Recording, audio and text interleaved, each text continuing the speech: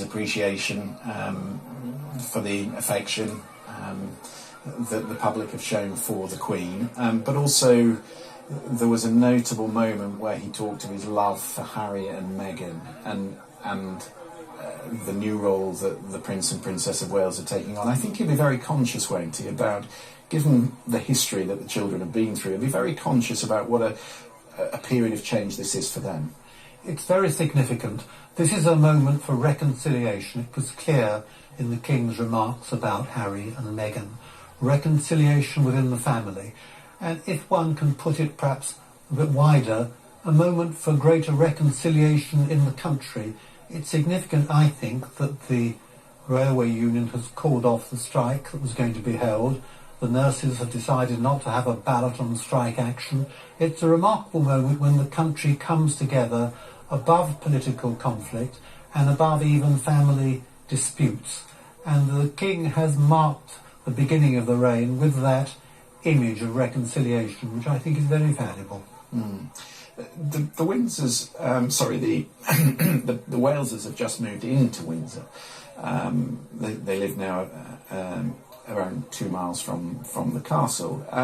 Do you think there will still be the connection with Windsor? I mean, the King obviously likes. He's lived at St James's Palace.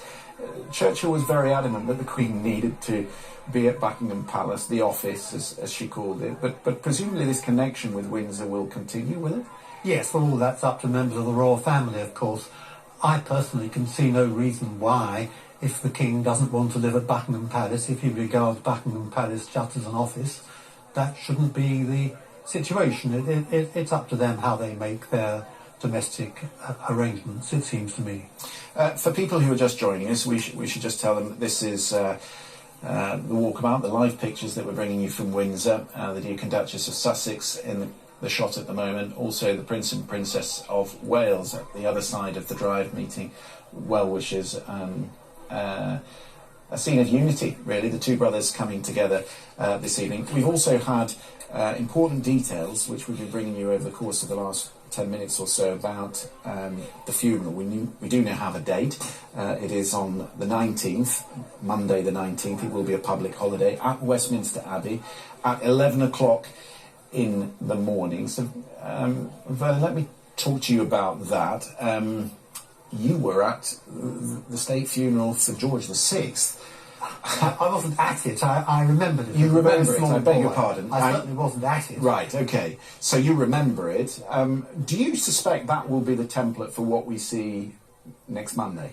Broadly speaking, the arrangements are in accordance with precedents, but the precedents have been tweaked a bit because the Queen died in Scotland, and her coffin will be for 2 days in Edinburgh next week, and the King will come to Edinburgh and speak